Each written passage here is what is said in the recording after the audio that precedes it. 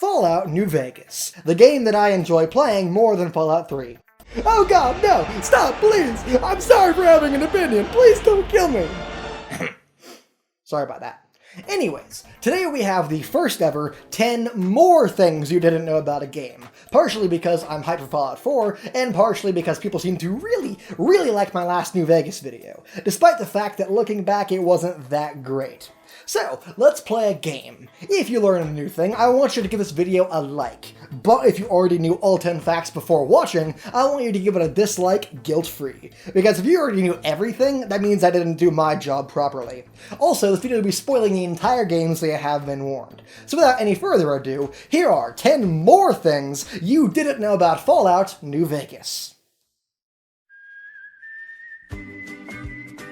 So, normally I might advise you against taking the cannibal perk in New Vegas. Food isn't that rare, and while the health regen is nice, the associated karma loss makes the perk far from worth it in my opinion. That said, it can lead to other, better perks. More specifically, the Meat of the Champions perk that you get from cannibalizing Mr. House, President Kimball, Caesar, and the King. Now, of course, the reason you may not have heard of this is that A, it is not the most intuitive thing to figure out by yourself, and B, the perk isn't actually listed anywhere in the Fallout official guidebooks, despite being part of the base game. The perk itself confers +1 to luck, intelligence, charisma, and strength for 60 seconds after eating any human corpse. And before you ask, no, that doesn't work in real life, so don't try it. Inside of the Ultralux, you can find 6 pieces of infected Brahmin meat in the kitchen of the Gourmand that have no use in the actual game. Yep, absolutely no use. You can't eat it because it's marked as a miscellaneous item, and it's not used in any quests. There are remnants of a quest in the game files pertaining to this meat, however, that presumably had you poison the Legion's stew at Fortification Hill. However, this quest was cut prior to release for unknown reasons. Despite that, however, the infected Brahmin meat remains present in the base game. No reason for existing, doomed to spend an eternity longing for a purpose that it will never receive. Tragic. During the opening scene at Doc Mitchell's house, you are being shown ink blots in order to test your mental health. Now, it seems to me that one of those ink blots shares a striking resemblance to a picture of two bears high-fiving, regardless of the fact that is not one of the selectable options. And apparently, I'm not the only one who thought so. A fan named Tade Man decided to go so far as to make a mod for the game which made two bears high-fiving a selectable option in this opening sequence. But did you know that Obsidian, being the cool people that they are, referenced this mod by putting a character called Two Bears High-Fiving into the game's Honest Hearts DLC? So those of you that actually followed the main quest might remember Jane, the female Securitron at the top of the Lucky 38. You might also remember how she says she keeps Mr. House entertained, with an overtly sexual subtext, and like me, are still probably questioning how in the hell that's possible to this very day. Mr. House has a lot of needs, sugar. I take care of all of them, and a lady doesn't kiss and tell. Then maybe you shouldn't pry into a lady's particulars, Anyways, did you know that originally Mr. House had 2 female Securitrons? Hooray, double the confusion! The other one was originally named Marilyn, but was cut before the game's release due to errors with her voiceover the devs didn't have time to fix.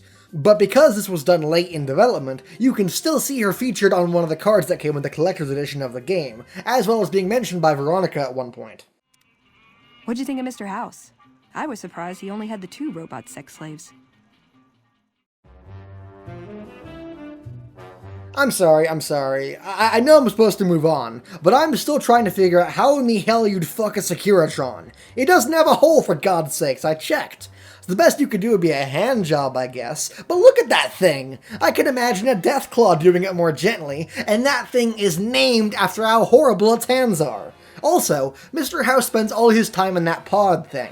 So does Jane have to lower him out of it to do it? Oh my god, Gabe, you're forcing me to picture a talking corpse having his prostate mauled by a washing machine on wheels! Ugh. Alright, the number 6 spot. Well, I guess it has to be about Securitrons to justify that rant, right?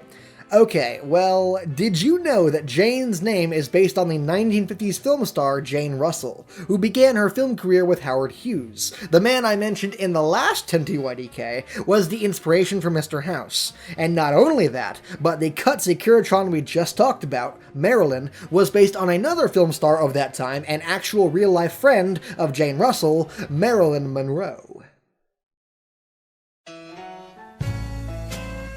After arriving in Nipton, and no doubt taking the opportunity to loot the houses of those recently killed, like the monster that you are, you might stumble across an interesting little homage. That is, of course, assuming you have the Wild Wasteland perk active.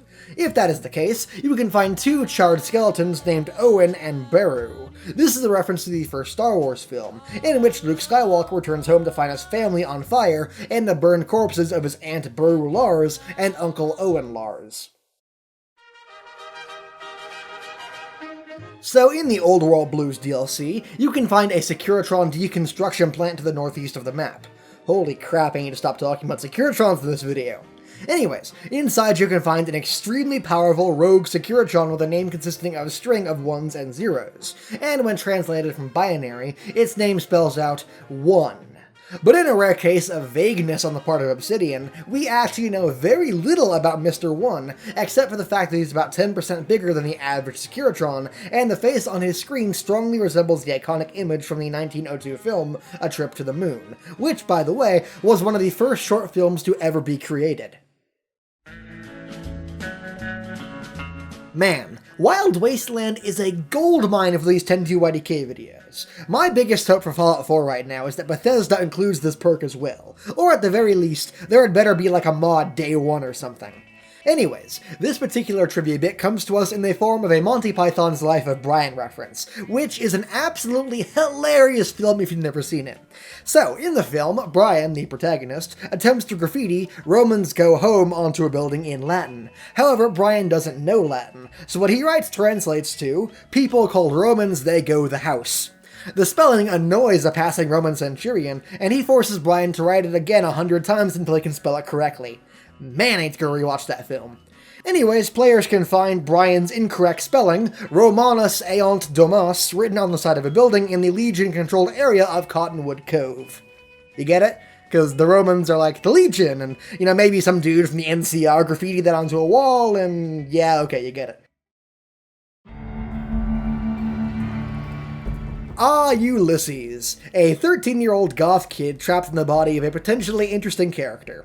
And not only that, but he also appears to have a lot in common with G-Man for some reason.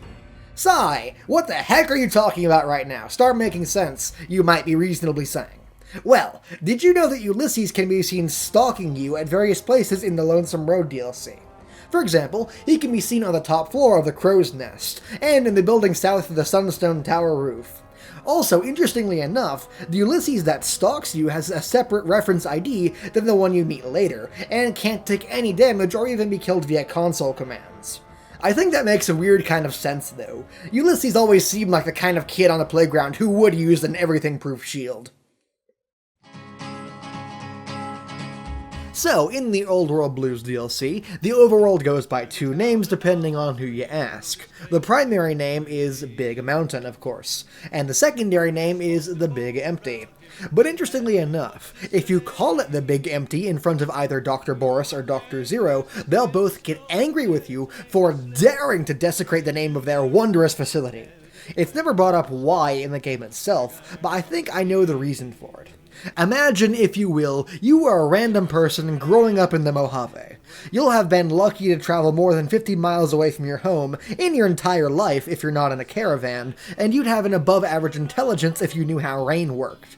Now imagine you're that person, and you've come across a sign reading Big Mountain. Are you going to necessarily know that MT period is an abbreviation of mountain? No, you're more likely to pronounce it phonetically, and when you come back to your village, you're going to tell everyone how you found the Big MT.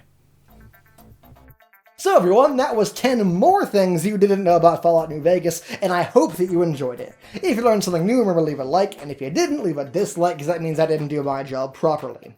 Also, if you like what I'm doing here, please do consider supporting me on my Patreon page, as well as following me on my Facebook account for all official releases and announcements, as well as following me on my Twitter account for all those same releases and announcements, mixed in with my rambling thoughts here and there.